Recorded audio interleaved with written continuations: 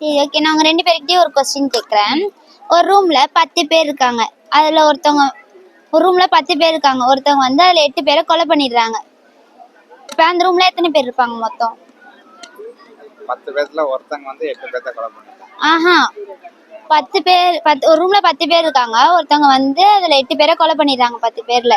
இப்ப மொத்தம் அந்த ரூம்ல எத்தனை பேர் இருப்பாங்க? 2 பேர். இல்ல 2 பேர் இருப்பாங்க. 10 10 பேர்ல ஒருத்தர் வந்து 8 பேர்த்த கொலை பண்ணிட்டாங்க.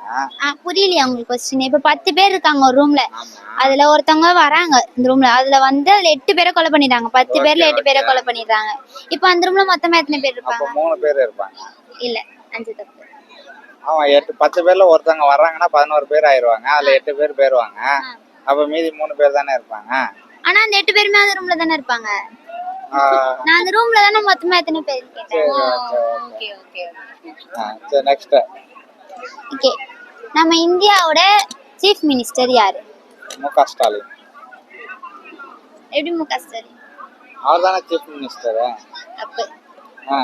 இந்தியாவோட சீஃப் மினிஸ்டர் கேட்டேன். Okay okay okay. இந்தியாவுக்கு சீஃப் மினிஸ்டர் கிடையாது, பிரைம் மினிஸ்டர் தான் இருக்காங்க. அதுதான் கேட்டேன். Okay okay okay. கேளு கேளு, சும்மா கேளு. சும்மா வேணா. உங்ககிட்ட ஒரு क्वेश्चन கேக்குறேன். இப்ப டொமேட்டோ தமிழ்ல என்ன? தக்காளி.